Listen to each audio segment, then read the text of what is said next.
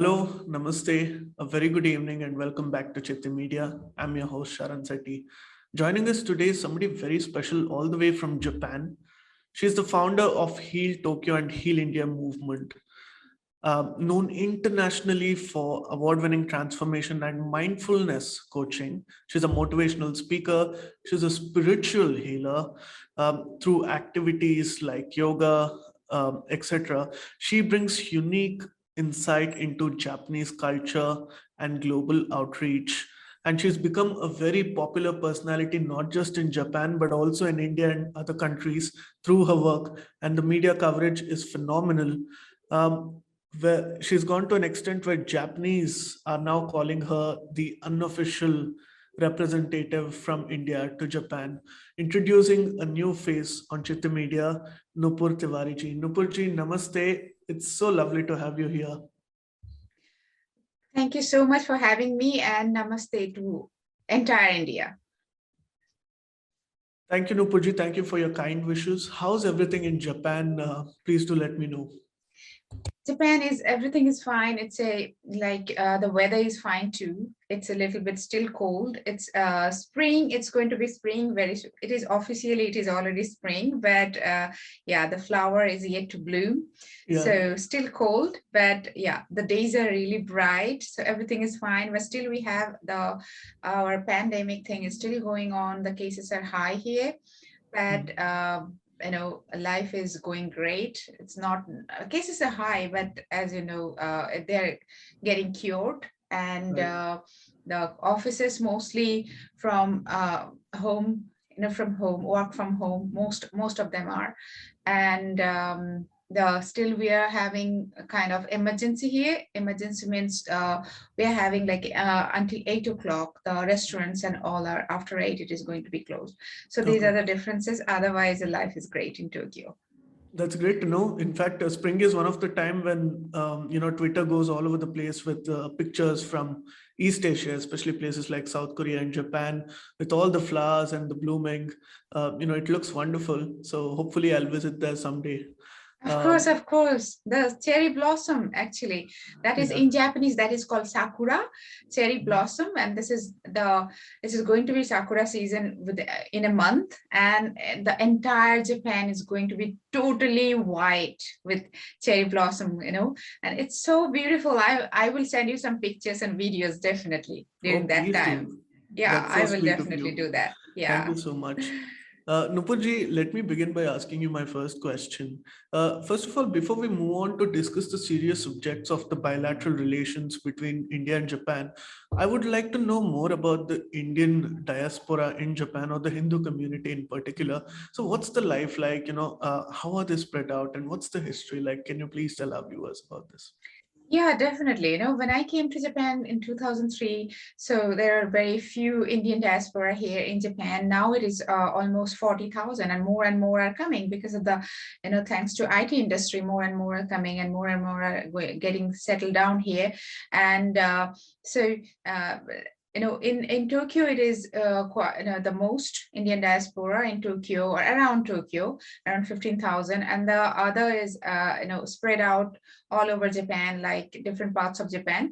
It can be Osaka, it can be Yokohama, it can be Fukuoka, so different parts of Japan. But as I said, the Tokyo area is the most Indian diaspora here, and they're doing wonderful work. Like many you'll find. I was really surprised, meeting people who have been living here from last 50 years also. So, and still they're connected with motherland, and they're kind of so reach the both countries knowledge. So I keep meeting those kind of people. I just because I love learning, I love to know how Japan was at that time when they came to Japan.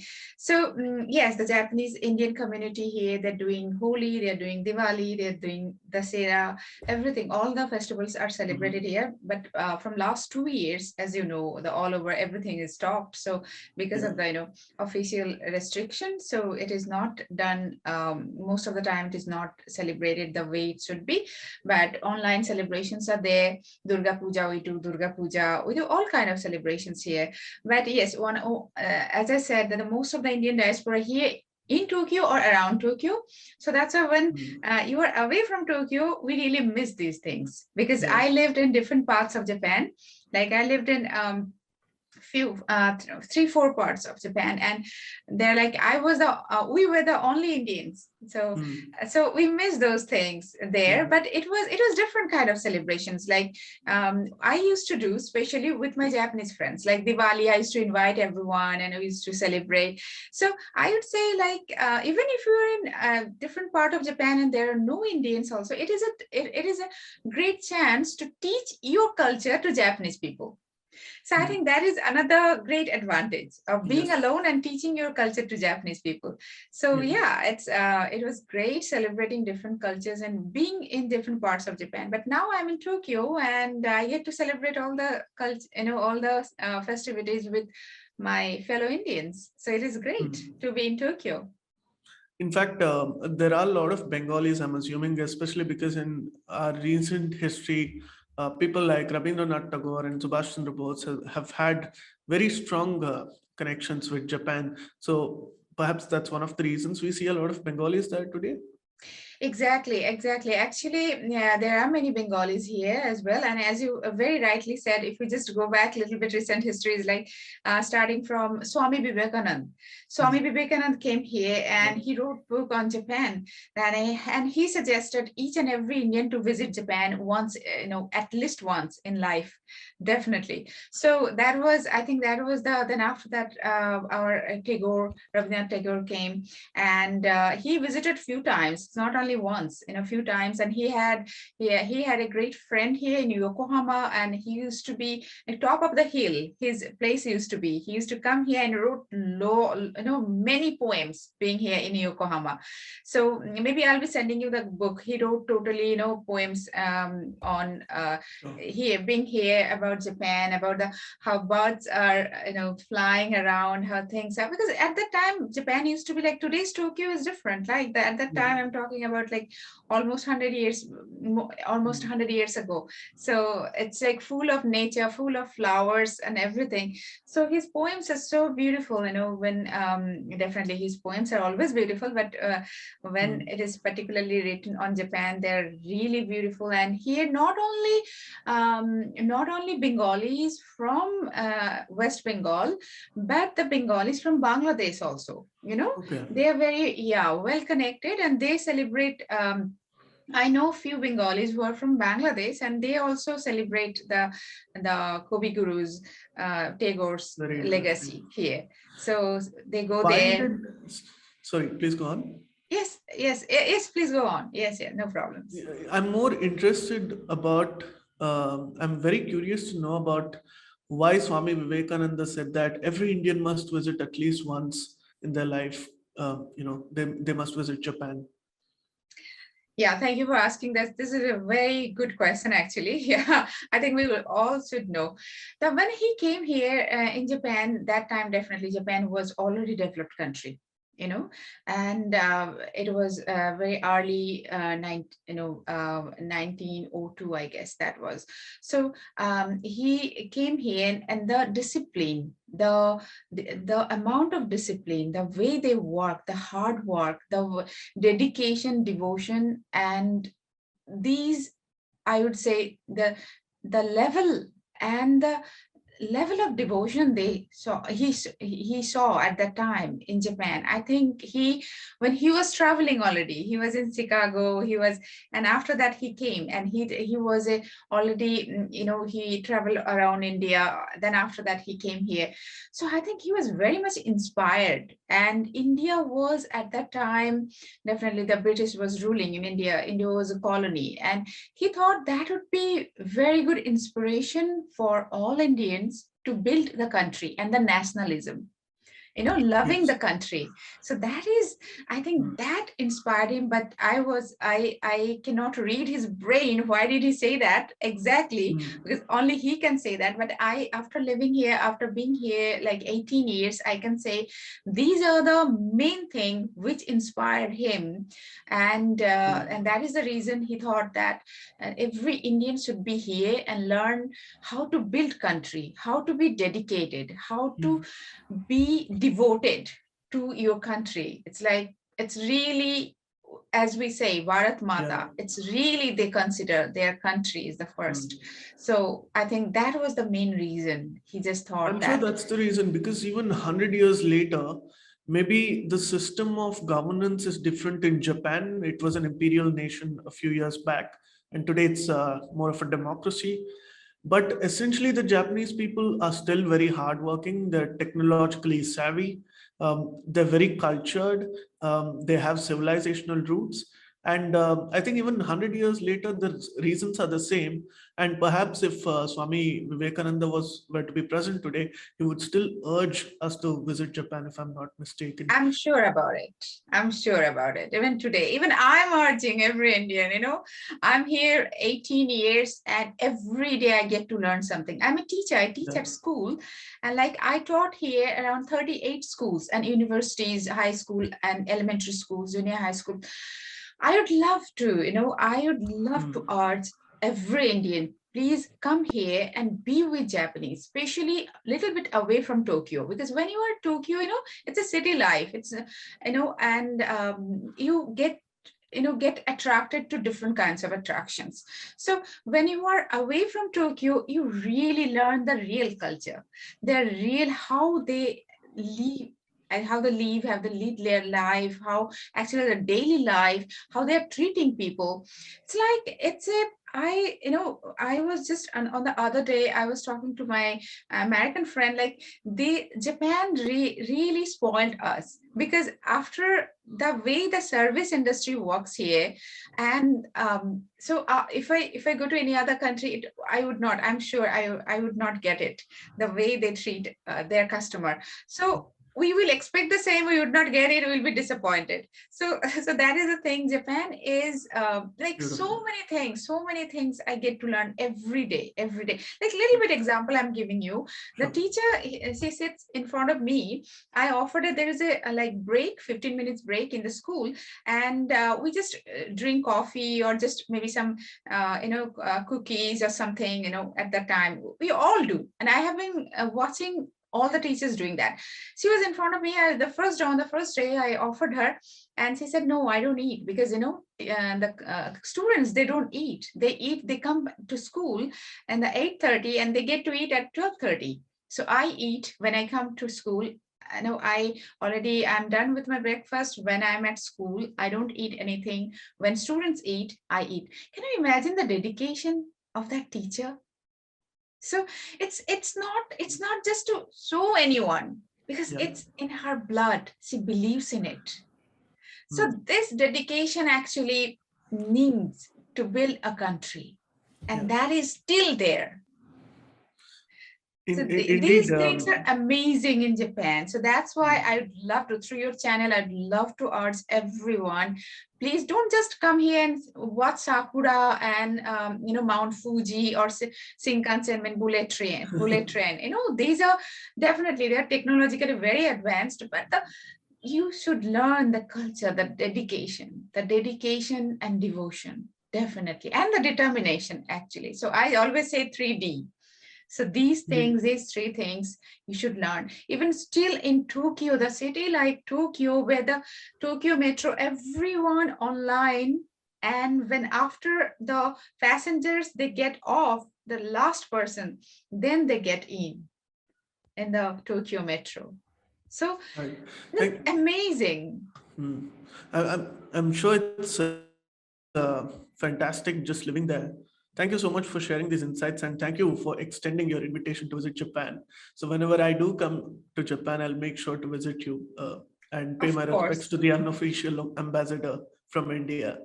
Nupurji, before we move on to discussing any further, I would like to know personally, and also I'm sure a lot of our audience, those who may not know you, would like to know your story. You hail from a small town in Bengal, and now you are the unofficial ambassador of India to Japan. Tell us about your journey, Nupurji. Yeah, it is nothing big. We all are unofficial ambassadors. Whenever you cross the border, the moment we are crossing the border, we are just becoming unofficial ambassador of our land. So I think each and every 40,000 Indians are unofficial ambassadors. So that's why whenever I meet some my fellow Indian, I just tell them, be whatever you do, you have to be very careful and you have to watch your step, because your country's name is very much involved here. So we all are unofficial ambassadors here, and we are all are representing our country. So definitely. And my journey is, yes, it's not very usual journey. It was hard, it was very difficult, and it was what I had done. It was not possible because the place I'm coming from, the background I'm coming from, I belong very traditional family. So when a traditional family, and that was a blessing, today, if I'm something today, and if I'm thinking about changing someone's life through my transformational session, because of I am grateful to my parents, because teaching me those values of Vedas, Upanishad, Gita since my childhood. So I belong very traditional family. Like we have Kul Devta temple, and like 3 times puja, the mantra chanting, and this kind of totally traditional. So when you're in traditional family, your mindset is different. It's not you are traditionally modern. I always ask people that you don't have to wear the modern, Western clothes to look modern. You have to be traditionally modern. You have to think modern. From here, from your brain, you have to be modern. So which actually, unfortunately, the we are in illusion.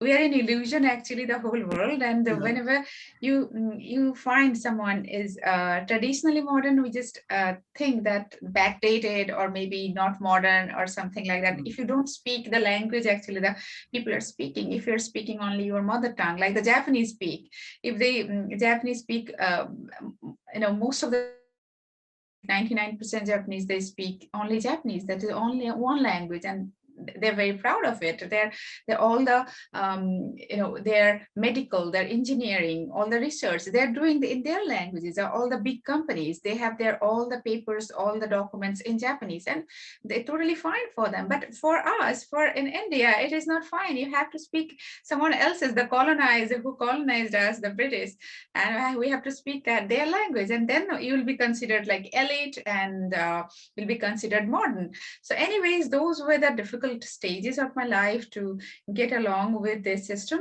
because as I said, I was born in a very traditional family. I was raised, unfortunately, we had everything, but we did not have the facility of modern education. So I went to a Bengali medium school. So only one language I knew, that was the Bengali.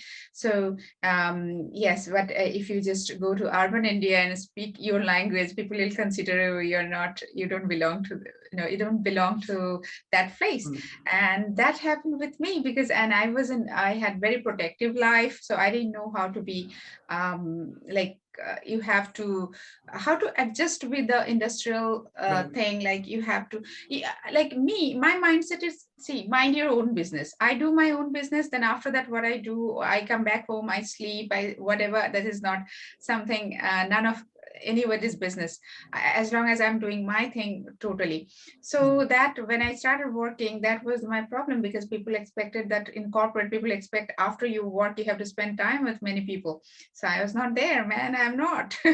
I do my thing. And I was taught that since I left my home with 500 rupees and a suitcase.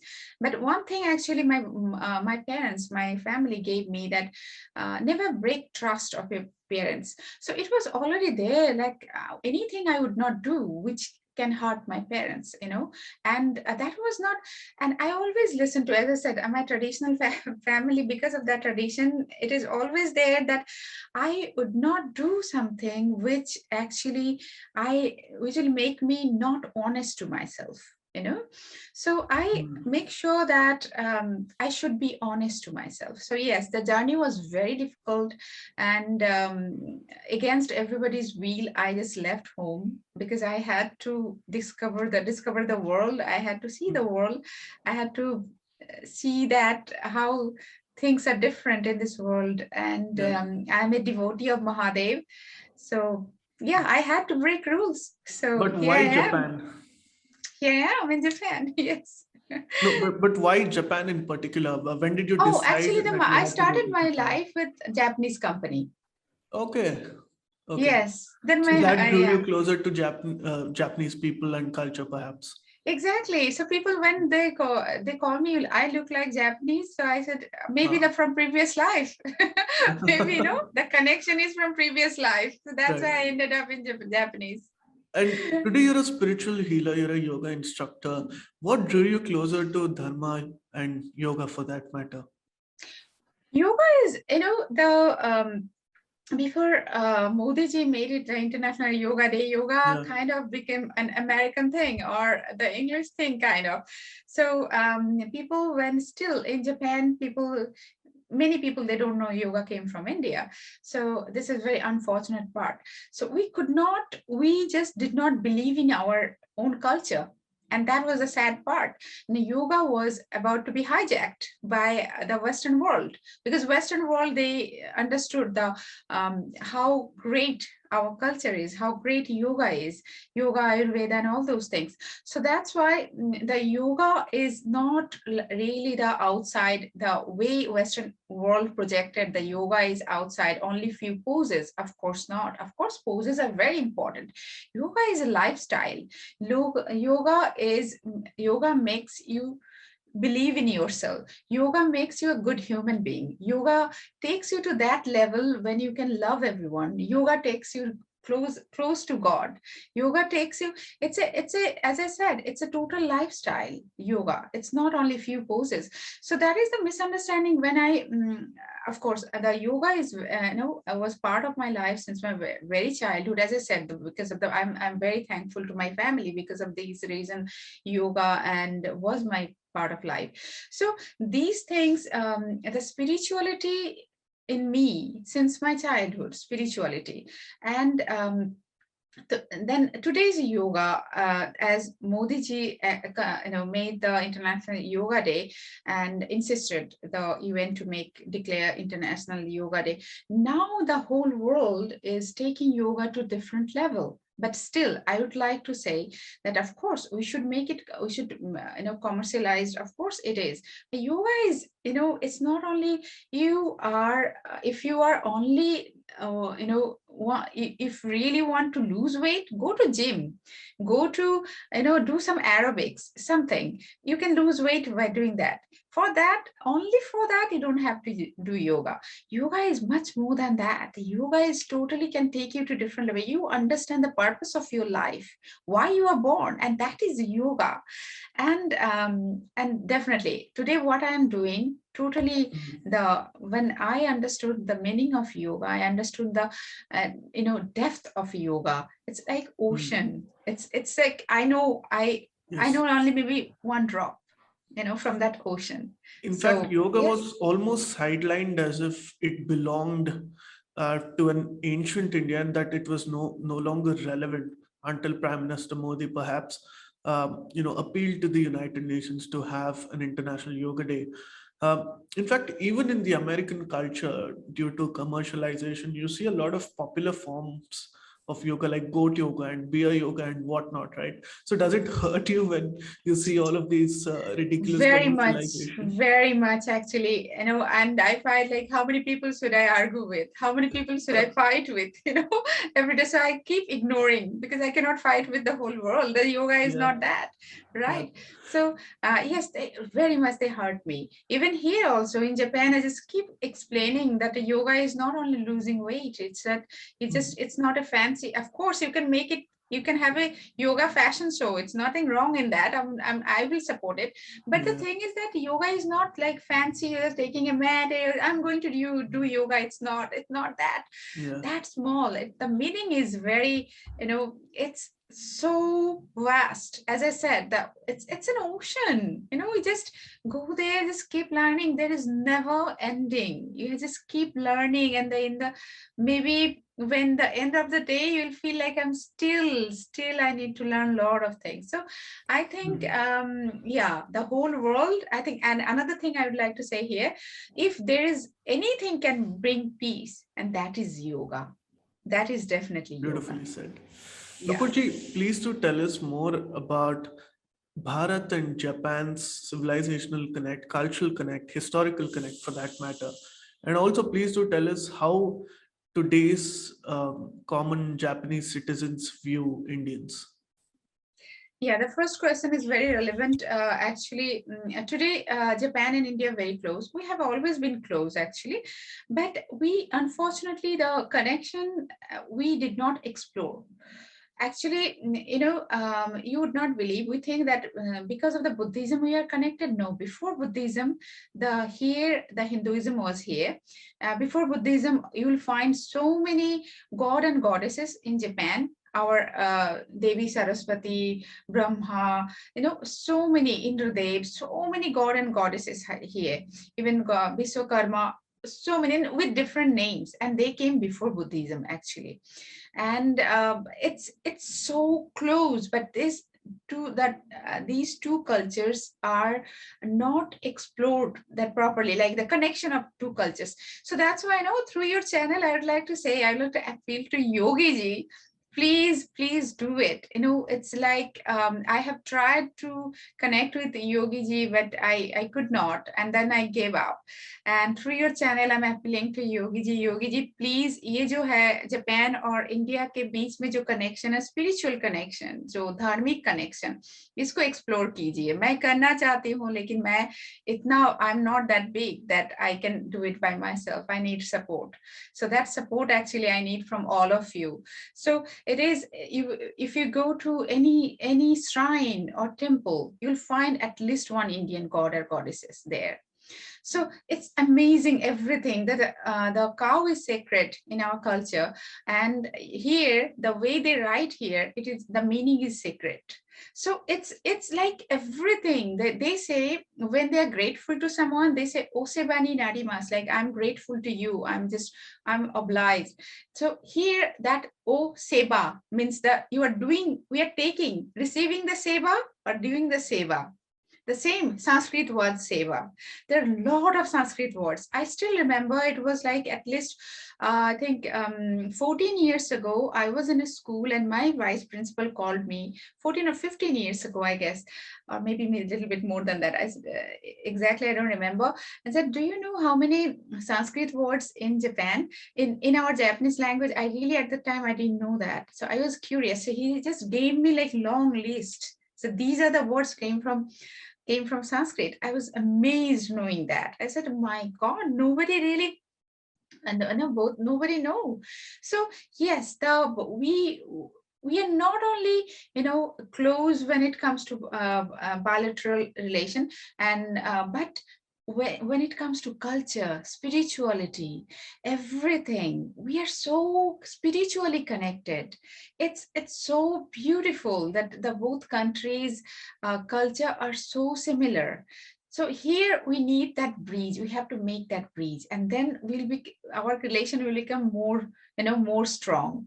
And that's why I need everybody's help. I really need everybody's help, and I have been appealing to everyone, but yeah, I haven't got anything from anyone yet. But I hope that after, through your channel, it reaches to the real people, and I get the It will, help, and I can Nupurji. just, We'll make I sure that can. your message is amplified and it reaches Yogi ji as well.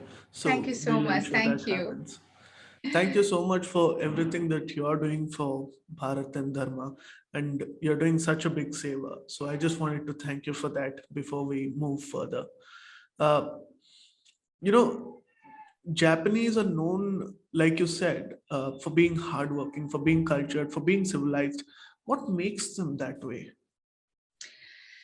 Actually, it's a lifestyle. I would say that it's a like definitely, whole world changed, and Japan has changed too. Japanese, the younger generation are not the way the their previous, when the after Second World, they had to rebuild their country.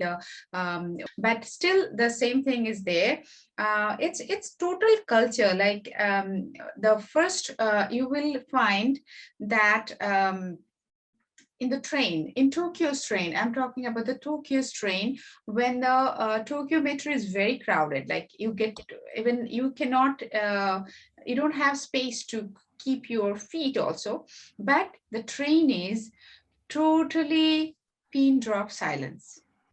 Right. So where it comes from, we have a lot of rules. Every country has rules, regulations. How many people they abide those rules? So most law abiding people in the world, this Japanese are. And it's like they call meiwaku, means you should not do anything which can cause problem to others. That is in their culture, and that is their taught since their very beginning. So this is one thing they meiwaku means they should not do. If I'm talking loud and somebody is looking at me, it means okay, I am creating noise, so I'm just Right. keeping my voice down. Here in Tokyo, you would not believe, so quiet. There is nobody really, no horn, there is no sound pollution, nothing. So since the very beginning, since the very kindergarten, they are taught these things. They are taught to how to in kindergarten in our in India. What actually we do, we just go there and okay, learn ABCD or 1 to 100, right? They don't learn 1 to 100 or ABCD or Japanese also. The first year they learn how to eat, how they can eat by themselves, how just draw picture, how they can swim there in the summer, how they can swim, just play with water, or just mostly they play outside. Mostly they play outside. If there is something they're eating lunchtime, they're eating by themselves. I still remember my own daughter when she was 1 year old, and I took her to Japanese daycare, and I was so worried. I said, you are giving her, she cannot eat by herself. I said, no, you go home, let her be herself. If she cannot eat, it doesn't matter, let her try. you know Wow. I am an Indian mother. I was like, no, my daughter cannot eat. So they said, no, you go home, this is our headache. If she cannot, it's okay, feed her dinner, but here she needs to eat by herself. And they're just going out, just they're falling down, they're having a lot of scratches, they're having a lot of problems, but they just let them solve their own problems by themselves. So most of the Right. time, so it starts from 1 year, 2 years old, kindergarten, before preschool, it is starting there. And when they're even 2.5 year old, they need to tie their own shoes. You are making Yes. mistake, don't worry. You Hmm. try. So this is the I, thing. You yeah, try, do by yourself. That I is making understand where them you're themselves. coming from. Perhaps, thanks for putting these things into perspective because till the moment I was in high school, I never knew how to tie my own shoelaces. So it's very embarrassing. So I can only imagine how hardworking the Japanese people are. Yeah, Nupurji, exactly. we were also talking about Rabindranath Tagore and Subhash Chandra Bose having a very close connection with Japan. Why did a lot of Bengalis in particular and a lot of Indians too get attracted to Japan in the first place? Yeah, so maybe when we're talking about Bengalis, we just Swami Vivekananda and Tagore, we just talked about. After that, definitely Bengalis. Ras Bihari Bose came to after that. Ras Bihari Bose came to Japan, and Yes. it was. And one good news I just would like to share with all the audience, all the viewers, that. Here is the sabji, or the whatever we eat, dal, curry, whatever. This is called curry in Yeah. Japan. Curry, kare. In Japanese language, this is called kare. So if there is anything brownish, you add turmeric or something, they will call it kare. So it's like totally curry. So everything is curry. So it was introduced by Ras Bihari Bose. He was the first here. He got married with one Soma family's daughter, and they had a restaurant, and he started the first curry and chicken curry, the Bengali kind of chicken curry. So from there the curry became famous in Japan, and that is actually for 75th anniversary of our Azadi Ke Mahotsav. I went there, I visited all those places related to Ras Bihari Bose, Subhash Chandra Bosu, and Justice Pal. The Yes. one more person actually the Indians always ignore, that is Justice Pal. And I would like to inform and share with all the viewers that Justice Pal is the most respected Indian in Japan, most respected Indian in Japan. Because they say when last year, 15 August, it was raining. I went to Yasukuni Shrine. He has his memorial there. And everybody, because that is the day, 15th August, actually, that they pay respect to those soldiers who lost their lives during the Second World War. So there are thousands of people, thousands, even lakhs of people, like they just make line. And it was raining this year. It was last year, the corona was there, but still, even the thousands of people, like hours, they just, since morning to evening, they wait just for a few seconds, just to pay, respect. So, and there, the only one Indian was there. I felt so proud. That was Justice Pal. And I asked, do you know about him? I said, yes, we know. And we are so grateful to him for saving us, he was the only one who really had voice for Japan. So they're so grateful. So Justice Pal is not celebrated in Japan. People in India should know more about Justice Pal, and we should feel proud that he was part of Tokyo trial. So yes, why they are attracted to Japan? Maybe again the spirituality, the calmness, again the dedication, devotion, and determination of this culture, and purity. I as I said, that I lived in different parts of Japan, and it's so pure, it's so honest. They are, I don't know, we will find it in any parts of the world.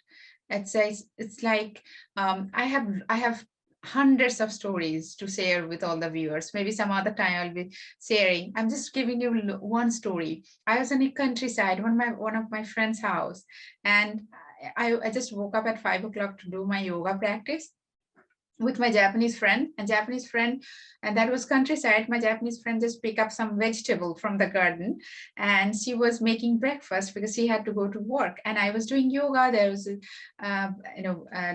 bell, and I opened the door, and he was distributing a newspaper. He said, "You know what? This owner has another house, right?" I said, "Yes, he's not here. He's in another house." I said, "In that house, I broke one brick from that fence, and please tell him after I am done with my work, I'll go there, I'll fix it. Since I broke it, I'm so sorry. Please accept this present, and and please inform him that I will be coming back and I'll fix that fence." Could you imagine the honesty?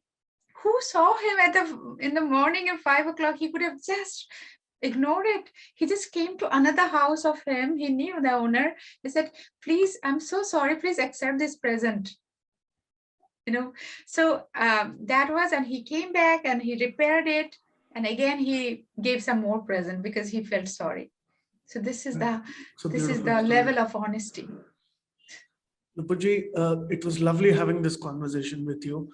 Thank you so much. And I hope we can have more conversations and connect with more people from Japan and East Asia, and to bring these civilizational connects with India that very few people today are aware of.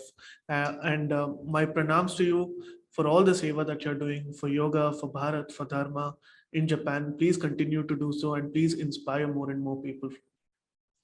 Thank you so much. Thank you. Namaste. Thank you. Namaste.